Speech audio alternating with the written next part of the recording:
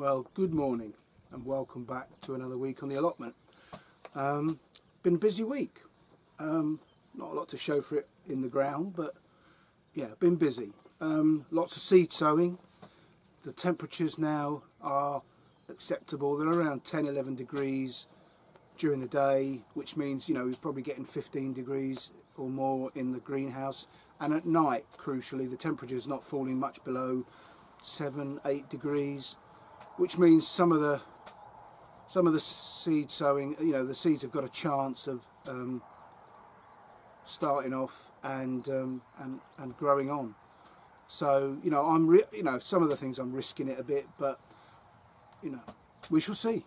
But yeah, I'm very happy. The greenhouse is a hive of activity right now.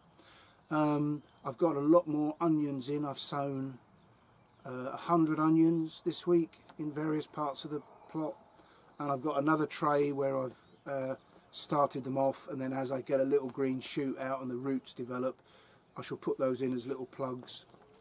So yeah, I made a note what I've sown so far. I've sown 3 6-foot guttering lengths of peas, pea alderman.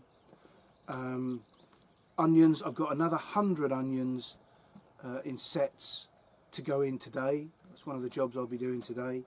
Broad beans, I've got another tray of 10 plants in my cold frames, and I've just had a look. Pardon me, the green tops are just starting to show. I've got a bucket of radishes, and again, since I was last here, they're showing signs of germination. I've got a tray of beetroot. I multi-sow those in a cell seed tray. I put 4 or 5 seeds in each individual cell, and then I plant them out as a cluster. It's quite a common thing to do, and then as they grow they push apart, and so one seed tray gets me my whole crop of beetroot for the year. And we've still got mason jars at home, 4 or 5 of them still to go, so they should see us through to when we crop the first lot this year. That'll be good. That's the difficult part, isn't it? If you've got an allotment or a garden where you grow veg, is to get the two to meet up. The stuff you store through the winter to meet the stuff you start to harvest this year. I mean, it's a very difficult thing to manage without a polytunnel. Leeks, I've got a couple of buckets of leeks that I've successionally sown. I'm trying to do them a little bit later this year because, of course, we don't really eat leeks until the winter. I've sown my first sowing of all my clubroot brassicas, or clubroot resistant brassicas, should I say. And I had 3 of those 30-litre tubs in my greenhouse over winter, just hoping the soil to warm a little bit. And I've just yesterday put my first tubers of Charlotte seed potatoes in those buckets and put them back in the greenhouse, and they'll stay there till they show signs of life. So yeah, I'm very happy that what is it, the 21st of March today, I think, that things are moving at a good pace. And of course tomatoes, I mean, I showed you those on the windowsill. I think I've gone too early with those. They're already, the first ones I sowed are about that high now. They're a little bit leggy, and of course, you know, I can't even think about putting them out into the greenhouse until about mid-April, I would guess. So I might have gone a bit soon. They're starting to droop over. I've got to take some string home today, otherwise they're going to snap. Anyway, yeah, very happy with how that's going. So I've got a day on the plot. It's Sunday morning, and yeah, looking forward to just pootling about. I've not got a lot to do up here, some onions to sow, like I said. But the first thing I'm going to do is I'm going to have a little mooch about, which I like doing when there's no one else here, because I feel like it's a guilty sin. I'm going to have a little look around other people's plots, and I'll take you with me. Well, let's start with my neighbour. I can see signs that they were here yesterday, because there's been some fresh digging here, and I think what this is they're digging out the blackberry bush. But if you look in this ditch that he's dug, which is a real ankle breaker, there are signs that it's spread into the ditch, so before you know it, it'll be up on my path. Anyway, that's what he appears to have done. Not a lot else, but you know, it takes all sorts. We all do it differently. That's as charitable as I can be. Well, this is John's plot. I've brought you here before, not since last year, and John is a retired gentleman, lovely fella, and his plot is as immaculate as always. He does have a thing for bottles. But it is, you know, it's a pleasure to behold. It's all beautifully dug over. Every piece of soil is turned and tended. You know, and he has because he doesn't have a garden at home, so this is his garden, as was the tradition with allotments. And, you know, he loves it. I don't think that's too strong a word. And it is a thing of beauty. He can spend hours with a hoe in hand, turning every little bit of soil, which I think he does on a weekly basis. But you know, you get out what you put in. It's beautiful. Well, this plot used to belong to Barry and Margaret, and they've given up this year, which is a shame. So the lucky couple, Simon and Julia, have uniquely taken on a beautifully tended plot. Usually when you take on an allotment, it's been neglected and abandoned for a year or two, and it's chest high in brambles, but that's not the case here. And they were up Friday when I was here, and Simon was digging the soil, as you can see. But they don't have a shed because Simon has moved that shed. Barry gave it to Simon next door, so he has two sheds. And there's no shed on this plot. I'm sure that will change. Here we have Bridget's 3 plots, and I've said to you before when I've come here, I'm always nervous of walking on her plot because it doesn't have regular straight paths. They meander. I mean, you know, it makes for a more interesting plot, he says, taking the leap and stepping on, but it doesn't make for a nervous walkabout. I'm always in awe of this. You know, it's not how I would do it. I mean, you've seen mine. Mine looks like the streets of New York. Straight lines, up and down and across. But, you know, this is the polar opposite of my plot. But that's why it's so fascinating and very productive. It always surprises me how many people up here, I don't know about other allotment sites because I don't go to them, but how many people up here have allotments that don't seem to produce anything? But that's not the case with Bridget. I mean, with 3 plots it shouldn't be, should it? But it always fascinates me. And now with my flagpole, it's easy to see where I am. So yeah, fascinating. There's always something to see in the ground. She's always cropping something. Absolutely fascinating. Oh, and a little coal frame here, full of seedlings. And one hell of a large area of broad beans, which I believe she said that she's growing only to provide for the farm shop. Yeah, impressive. Let's go that way. Well, this membrane path separates, or used to separate, 2 separate plots. One there and one here. But John, who used to have this, has moved to Cornwall. And so the ladies that had the plot on the left have now got both. And they are very industrious. There's 3 of them. I know it's Julie and Kay. I don't remember the other lady's name. But, you know, they're up here a lot, and they're clearly industrious because all this soil has been turned. Looks like this was done yesterday. I saw them pottering in their little polytunnel that John left them. He just up sticks and went, John. We never saw him. He didn't say goodbye. He just went. each to their own. People are fascinating, aren't they? Oh yeah, you can see this. Sorry, my thumb hit the off button. There's some fresh compost in there, so that's probably for tomatoes.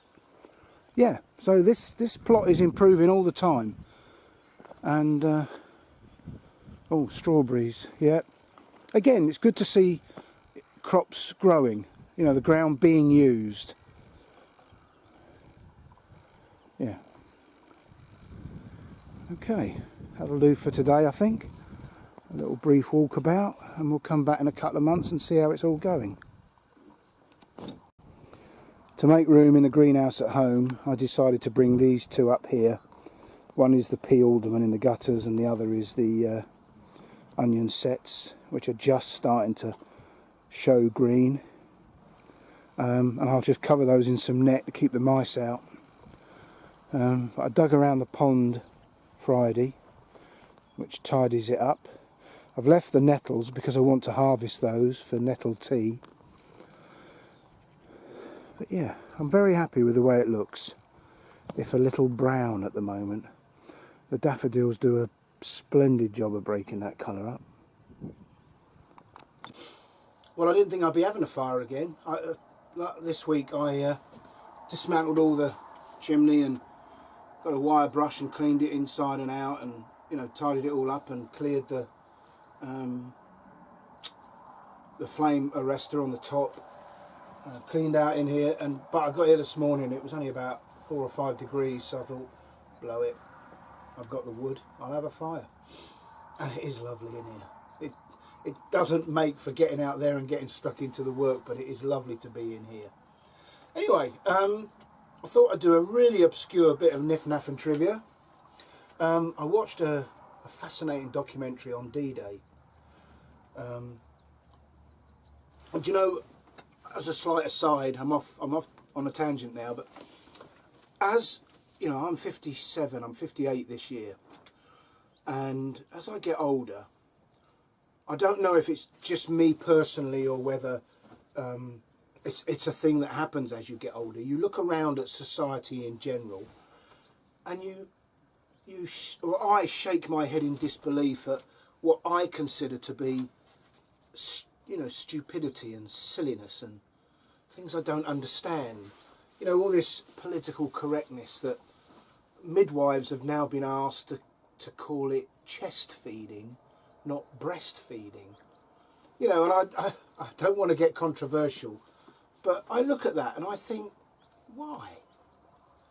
You know, breastfeeding is the most natural, wonderful, healthy, intimate thing a mother can do with her baby. And why would you want to change its name? It is what it is. You can only breastfeed if you have breasts. You know, that's just one example. Yeah, and the other thing that I sort of shake my head at is this risk-averse world we live in. You know, safety. Everywhere you go, you hear safety. We mustn't let children back until it's safe.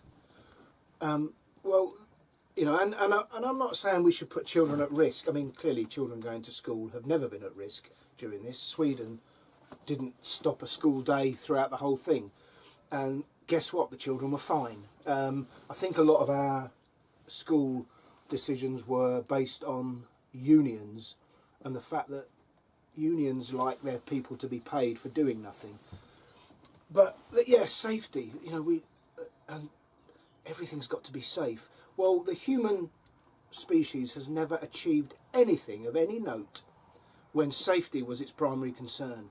You know, whether it was going to the moon, the South or North Poles, climbing Everest, you know, seeking out new continents, nothing we've ever done of note was ever done with safety as our primary concern.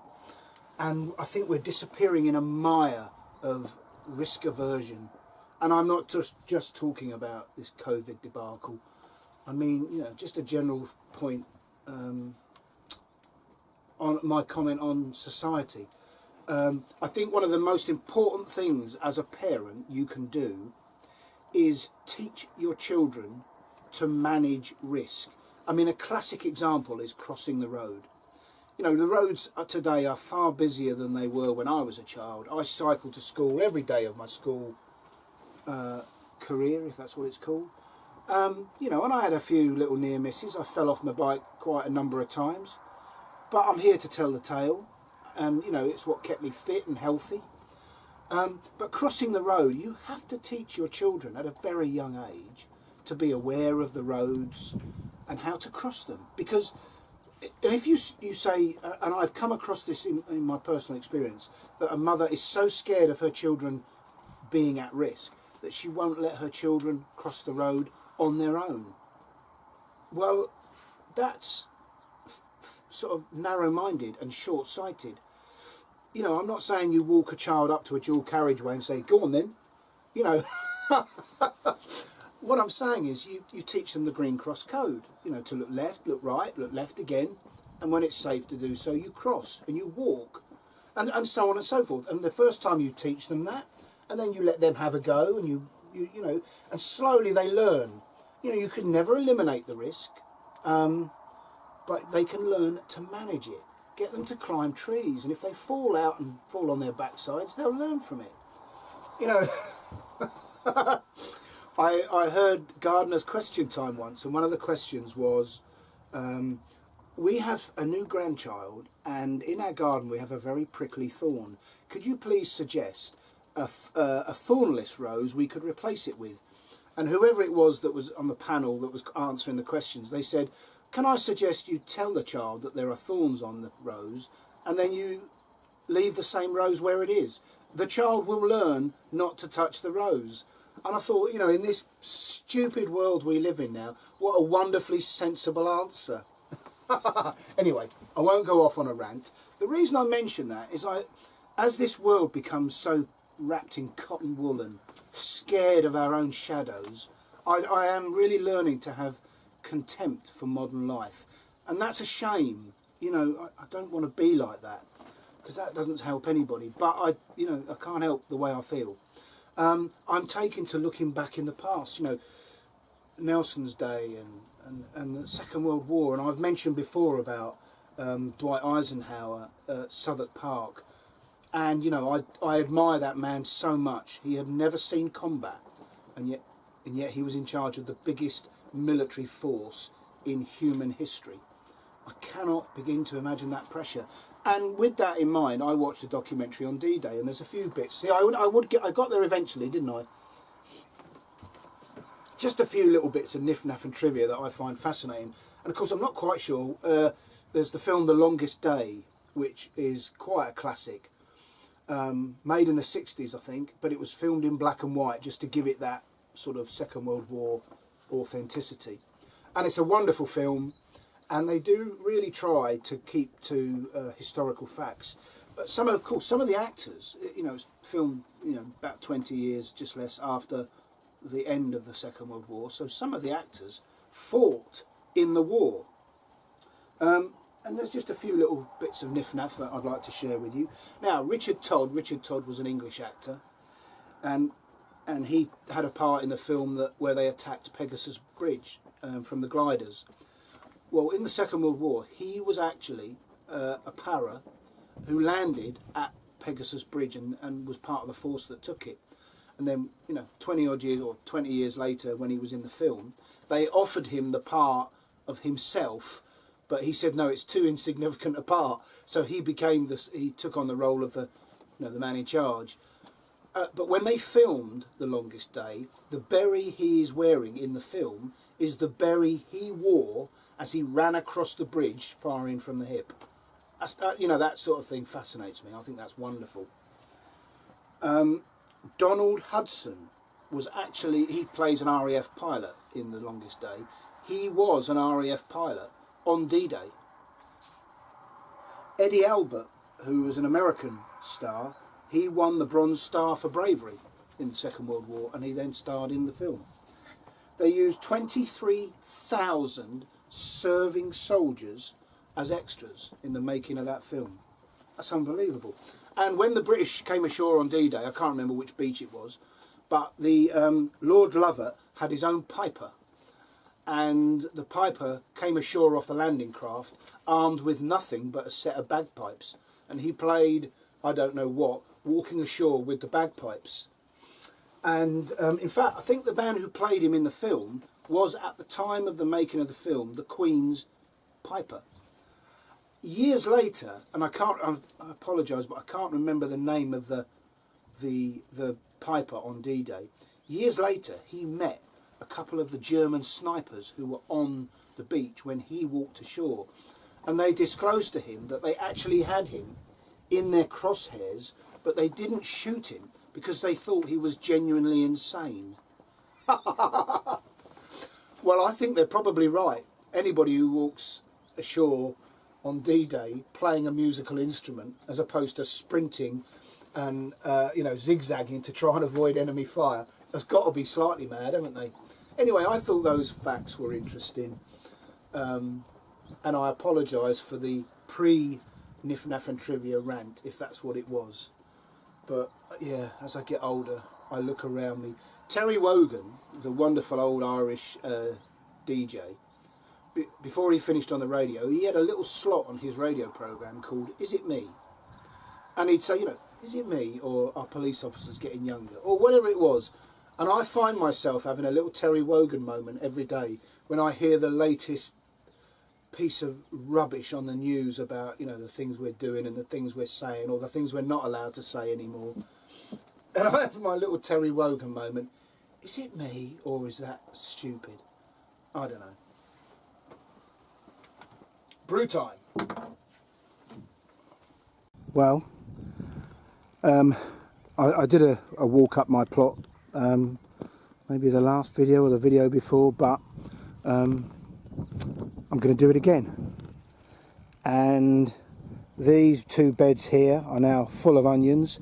These have overwintered, and these were put in this week, and you can see where I just watered them in.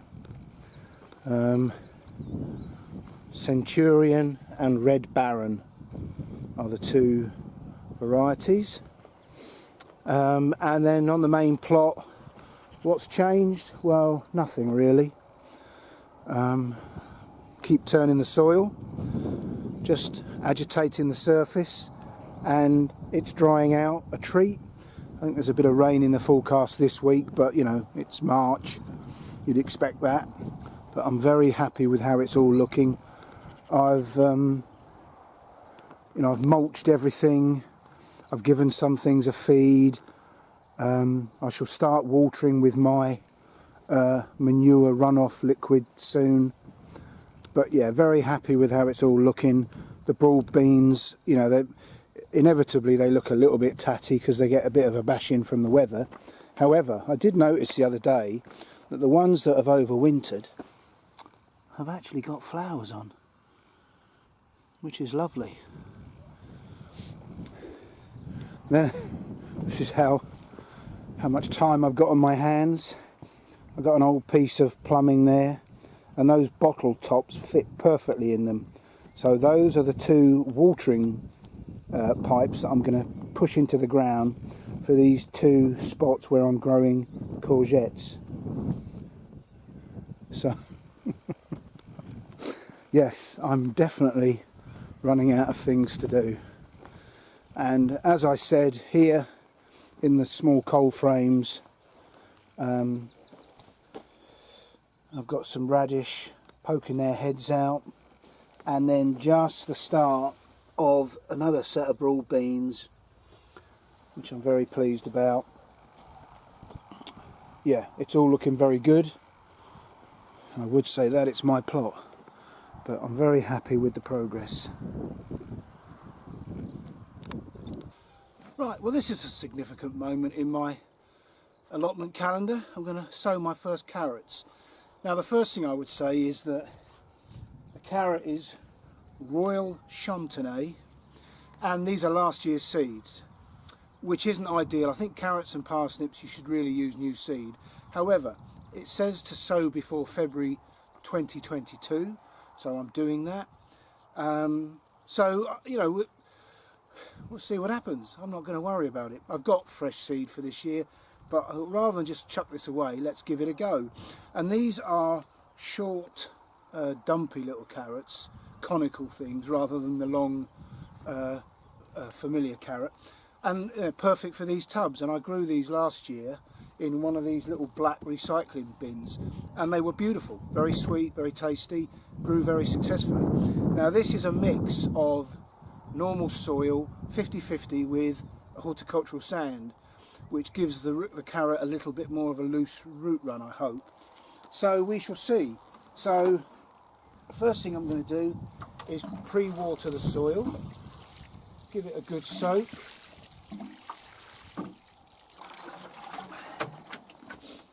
I used this method last year, so if you've watched me for a while, you'll be familiar with this. And of course, lots of YouTubers show you how to grow stuff. And I've always said that,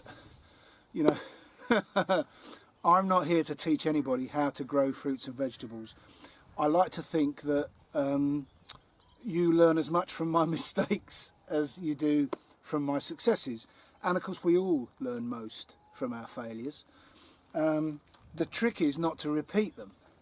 So, the soil is a 50-50 mix of sand and soil.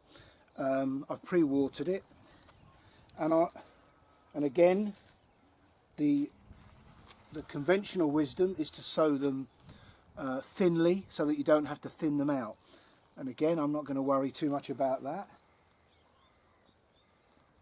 I'm quite happy to thin them out and take the risk of carrot fly, that is. But being a natural pessimist in life, this bit always catches me out, because I always still think, oh, if I sow them thickly, then some will come up at least. And then what happens is they all come up, and I've got an absolute nightmare of thinning out. But that aside, I think I will make that do.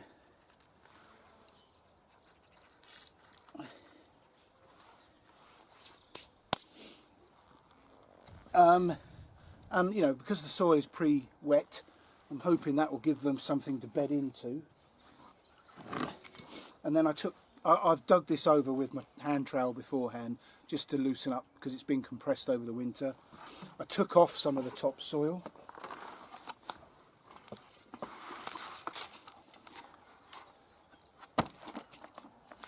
And then I'll just give it a light covering over the top.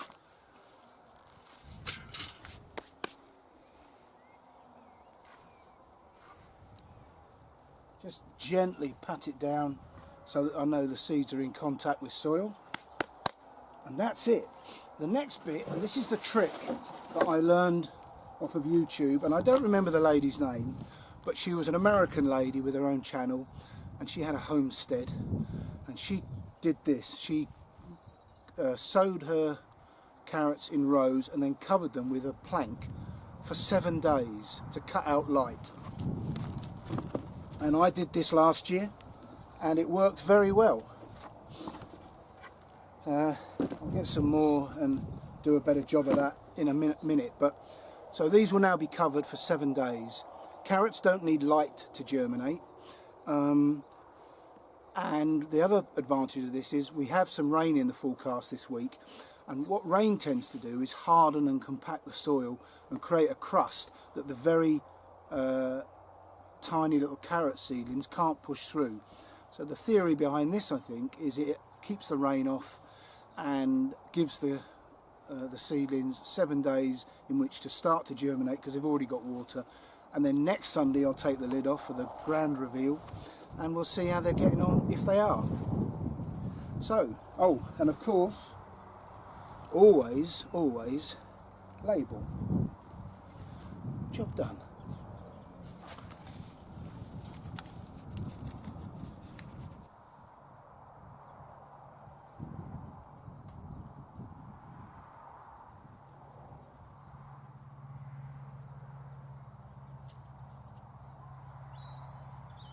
Well, as is always the case, I go out and do a bit, and I come in, because the teapot's always on a rolling boil. I've got to brew whenever I want it. So I've got myself a brew. I've let it cool down a bit, and I thought I'd tell you a little tale. It doesn't really involve me, but and it's not funny, but it's interesting, and it gives an idea of the diversity of what soldiers get up to. My last job, in fact, no, I was a staff sergeant. I was a diving instructor at the British Army, or the Defence Diving School, which is primarily led by the Navy. They're the lead on all diving matters, and they combined the two diving schools together at a place called Horsey Island in Portsmouth. And I was a diving instructor there as a staff sergeant, and then I did a spell on the diving inspectorate. And the diving inspectorate, and years later I went back as the captain in charge of it. But when I was a staff sergeant, we went to Hong Kong, we went to Belize, wherever there were Royal Engineer divers, and the Port and Maritime guys, the RLC, no, yeah, Royal Logistics Corps at Marchwood. We would go around all over the world, wherever the teams were, and inspect them once a year, and that was to make sure they were operationally able to do their job, that they were using the latest diving practices, and it was a health check on the diving team. Well, we went out to Belize, and we were based at Airport Camp, and one of my jobs as the staff sergeant was to check their logbooks. We would go on the dive site with them, we would go in the store, we would speak to the divers. It was a really broad brush approach to all matters pertaining to diving, and at the end of it, my boss, the captain, would go and brief their commanding officer, and they would get an overall grade of the team. And occasionally, very occasionally, if a team was doing something that we deemed bad practice or unsafe or whatever, they would get a prohibition notice and would have to stop diving until they'd sorted it out, but that was rare. Anyway, I was going through the logbooks one day of their diving in Belize, and I came across an entry that said, and I think I'm just about right in saying, body search, and wherever the place was, shotguns on site. I thought, that's strange. That doesn't happen very often. So I spoke to the diver concerned, and it turned out what had happened is there was this sort of watering hole off the main river, off the Belize River, and it was a swimming place where kids went to swim, and it was deemed by the locals as safe because they had crocodiles out there, or they have crocodiles out there. Anyway, unfortunately, this young 8-year-old boy was taken by a crocodile, and wasn't seen again. And he happened to be the nephew of the local, I don't know if he was a mayor, I don't know what their equivalent is, but anyway, he was the nephew of a local VIP. And the British Army were approached to do a body search to recover the body in this lagoon or pond. And I wasn't there. I'm looking at this after the event. Anyway, the British Army agreed to look, and they came along. And what they did is they effectively set up an observation post for 2 or 3 days to watch the water to see for any signs of crocodiles. They didn't see anything, so they decided. And of course, most people know this, but if you don't know this, the crocodile it takes the body down. I know this is a bit grim, but it takes the body down and it stuffs it under a submerged log or something. To soften it up, and that's what this crocodile had done with this young unfortunate boy. And they agreed to dive and to see if they could recover the body before it was eaten. And so the diver went in the water, and the safety boat on the surface, 2 of the fellas had shotguns with a view to keeping an eye out for crocodiles. And long story short, they found this young boy and they brought the body back. And the local dignitary was very grateful because then they could have a funeral. But I said to the guys, I said, my assessment of that is that, here's me talking about safety. I think that was a dive they should not have done. The unfortunate young man was dead, and the young fella concerned who actually went in the water. I can't even begin to imagine how frightened he must have been.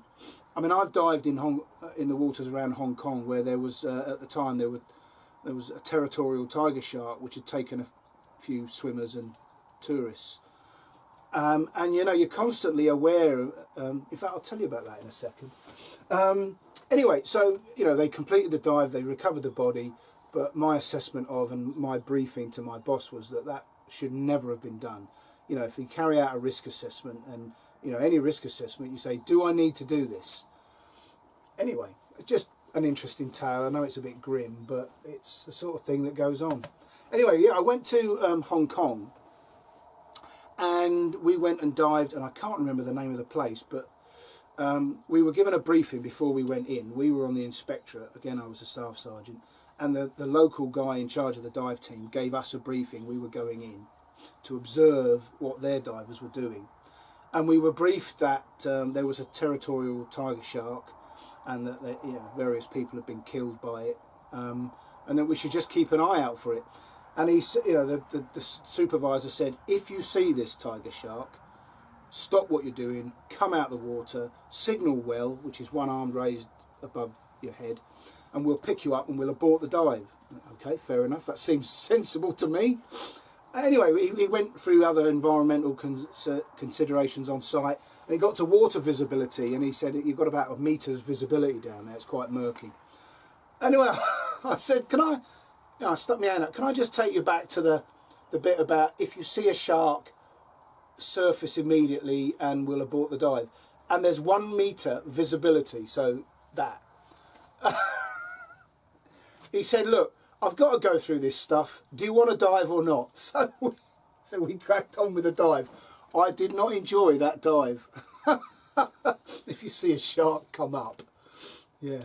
In fact, you know, the book that governs military diving, I mean, I've been out the army 11 years now, but when I left, it still said, when dealing with sharks, a strong punch on the nose will often deter them.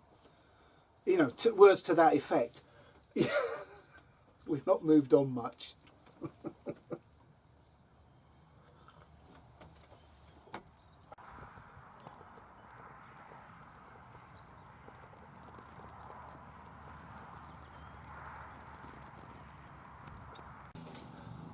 Well, it's that time of year.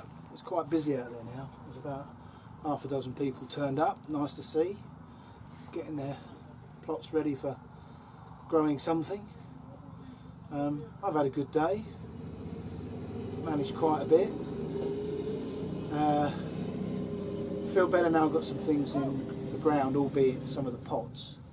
And it's an exciting time of year. Everything's coming alive. Everything's warming up, the soil's warming up, and looking forward to the growing season ahead. So thank you for joining me. Look after yourselves, and all being well, I shall see you next weekend. Take care, bye for now.